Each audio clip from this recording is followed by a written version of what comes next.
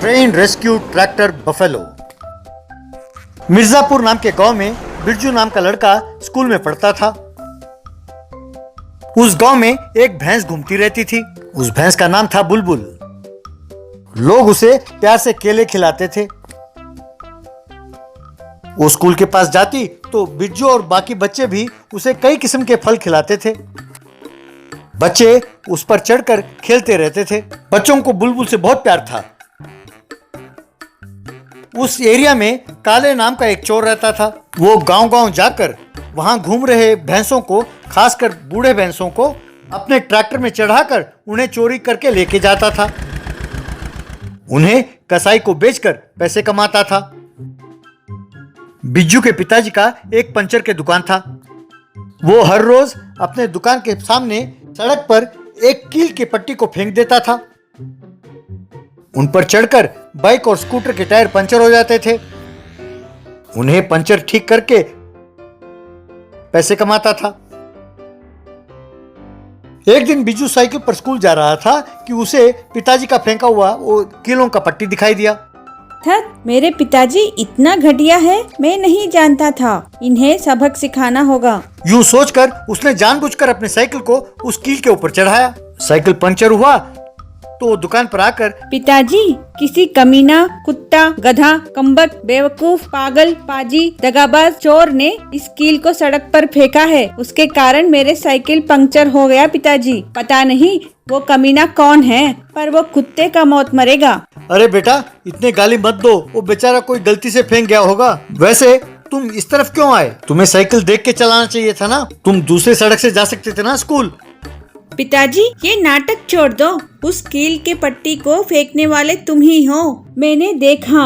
पैसों के लिए ऐसे नीच काम करना गलत है पिताजी। सारे गांव में सीसी कैमरा है। ये सोचना कि मुझे कोई देख नहीं रहा, ये गलत है पिताजी। ये मूर्खता होगी पिताजी। लोगों को पता चल गया तो अपनी इज्जत जाएगी। अगर आप चाहो तो मैं स्कूल के बाद कोई काम ढूंढ लूंगा पिताजी, पर यूँ पैसे कमाना मुझे अच्छा नहीं लगता पिताजी। ऐसे पाप की कमाई हमें जरूरत नहीं है पिताजी, प्लीज। कहकर हाथ जोड़ा। ये बात सुनकर उसके पिताजी में काफी बदलाव आया। शाबाश बेटा, अगर मेरे पिताजी ने मुझे ऐसी नसीहत दी होती तो मैं ऐसा नहीं होता बेटा। अब से मैं ऐसा घटिया काम नहीं करूंगा बेटा। ईमानदारी से और मेहनत से काम करूंगा। अब से उन कीलों की पट्टी की हमें कोई जरूरत नहीं है। उसे ले जाकर कहीं गाँव के बाहर फेंक दो। तो बिज्जू उस पट्टी को लेकर खुशी खुशी वहां से चला गया। गांव में एक जगह वो ट्रैक्टर खड़ा था। उस ट्रैक्टर से एक फट्टे को जमीन तक बिछाकर काले ट्रैक्टर के ऊपर केले लेकर खड़ा था। काले बुलबुल को देखकर कहकर केले दिखा रहा था। बेचारी बुलबुल केले के लिए उस फट्टे पर चढ़कर ट्रैक्टर पर जाकर खड़ी हुई। काले उसे केले खिलाकर, शाबाश, तुम काफी तंदुरुस्त हो, अच्छा दाम मिलेगा। तुम्हें तुरंत ले जाकर कसाई को बेचना होगा। यहाँ ज्यादा देर रहे तो परेशानी है। इतने में दो बच्चे और एक बूढ़े वहाँ से गुजर रहे थे और उसे देखकर रुक गए। अरे तुम हो कौन? वो हमारी गांव की भैंस है। उसे कहाँ ले जा रहे हो? चुपचाप जाओ यहाँ से।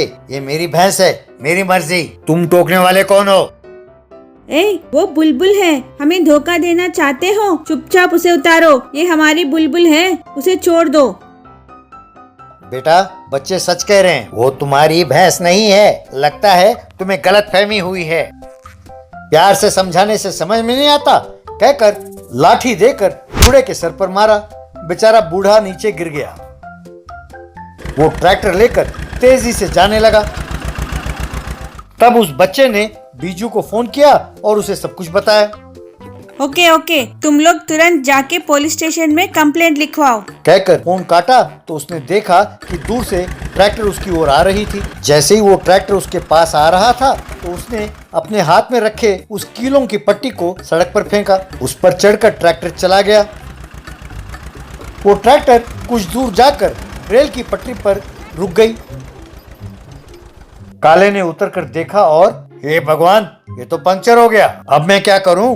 यूं सोचने लगा। तभी उसने देखा दूर से रेलगाड़ी आ रही थी। ट्रेन के ड्राइवर ने उसे दूर से देखकर सीटी बजाई। तभी बिज्जू और बाकी बच्चे वहां पहुंचे। काले ट्रैक्टर को धकेलते हुए, हे भगवान, ये भैंस मरी तो मरी, मुझे क्या, मेरा ट्रैक्टर खराब हो गया तो बस बहुत मुसीबत हो जाएगी, कहकर धकेलने की कोशिश करने लगा। सब बच्चे आए और ट्रैक्टर के पीछे खड़े हो गए। डियर फ्रेंड्स, अब बुलबुल को बचाने का समय आ गया है। एकता में शक्ति है, ऐसा कहा है ना लोगों ने। तो हम लोग अलग अलग धकेलेंगे तो इस ट्रैक्टर को धक्का नहीं दे पाएंगे, इसीलिए सब मिलके इसे धक्का देते हैं और साबित करते हैं कि एकता में बल है। कम ऑन, अपने बुलबुल की रक्षा करते हैं।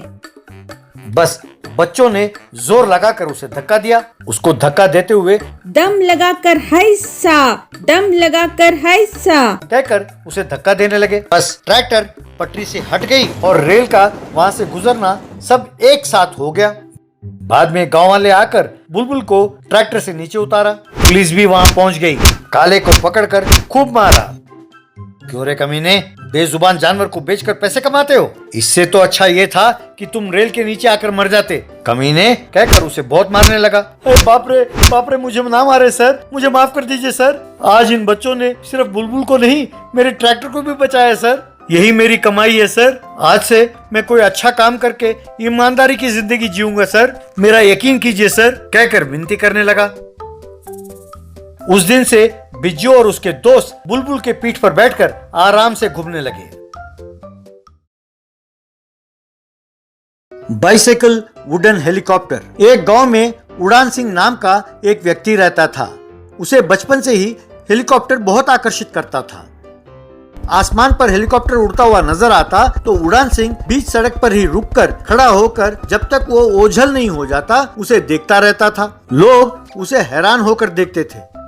उड़ान सिंह की पत्नी थी पूजा और उसके बेटे का नाम था चिंटू। उड़ान सिंह का एक साइकिल था। वो साइकिल ही उसकी एकमात्र संपत्ति थी।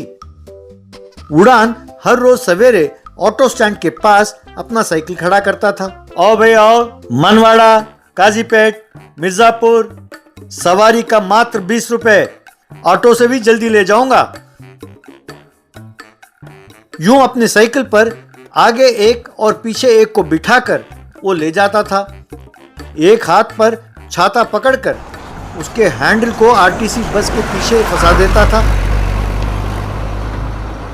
इस तरह ऑटो को भी पीछा छोड़कर वो चला जाता था।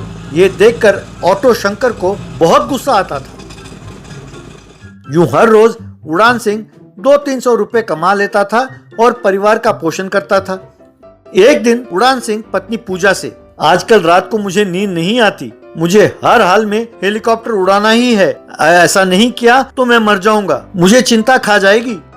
ये आप क्या कह रहे हैं? बाइक खरीदने की तो हैसियत है नहीं हमारी, और आपको साइकिल चलाने के अलावा और कोई काम भी नहीं आता। ऐसे में आप हेलीकॉप्टर कहाँ से चलाएंगे? इच्छाएं सबकी होती है। मेरी भी इच्छा है कि सारे बदन को गहनों से सजा लूं, पर यूं तो होने वाला है नहीं इस जन्म में, पर इसीलिए उसके बारे में सोचना ही बंद कर दिया। अपनी हैसियत के बाहर इच्छा नहीं रखनी चाहिए। सवारी आने का टाइम हो गया है, पहले आप काम पर जाइए। उड़ान सिंह निराश होकर चला गया। ये सब सुनकर चिंटू पिताजी को देखकर दुखी हुआ। कुछ दिन मेहनत करके चिंटू ने एक वुडन हेलीकॉप्टर बनाया। उसे उड़ान सिंह के साइकिल पर फिट किया। उसे देखकर उड़ान सिंह हैरान हो गया। डैडी, अब आपकी साइकिल कोई साधारण साइकिल नहीं है, ये हेलीकॉप्टर साइकिल है, यानी एली साइकिल। इसे तो चलाने की भी जरूरत नहीं है। मैंने मैकेनिक मामा जी से कहकर इसमें इंजन को फिट कर दिया है। इसमें अब आपकी इच्छा पूरी कर सकते हो आप। उड़ान सिंह बहुत खुश हुआ। यूं उड़ान सिंह उस हेली साइकिल पर लोगों को बिठाकर ले जाने लगा।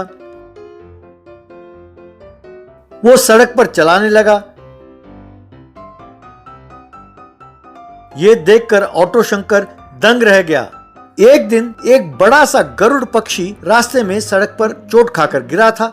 उसे देखकर उड़ान सिंह ने अपना हेली साइकिल को रोका। उसे तुरंत अस्पताल ले गया। डॉक्टर ने उसका इलाज किया तो उड़ान सिंह ने उस परिंदे को बाहर लाकर छोड़ दिया। वो गरुड़ पक्षी उस हेली साइकिल के अंदर जाकर अदृश्य हो गई। ये देखकर उड़ान सिंह हैरान हो गया। वो जाकर साइकिल में बैठा तो अचानक साइकिल हवा में उड़ने लगी। यानी जिस पंछी को मैंने बचाया उसमें कोई दिव्य शक्ति है। उसने मेरे इस उड़न हेलीकॉप्टर में जान डालकर सचमुच का हेलीकॉप्टर बना दिया। यूं सोचकर बहुत खुश हुआ। उड़ान सिंह उस हेली साइकिल में उड़ता हुआ घर पहुंचा। ये देखकर पूजा और चिंटू हैरान हो गए। उड़ान सिंह ने उन दोनों को जो हुआ सब बताया। अब अपनी जिंदगी समझो बदल गई है। मेरी इच्छा तो पूरी होगी ही, पर साथ साथ सवारियों को भी मैं देश भर में घुमाऊंगा। इसमें तेल की भी खपत नहीं है, पूरा मुनाफा ही मुनाफा है। वे दोनों बहुत खुश हुए। यूं उड़ान सिंह लोगों को उसमें बिठाकर ताजमहल,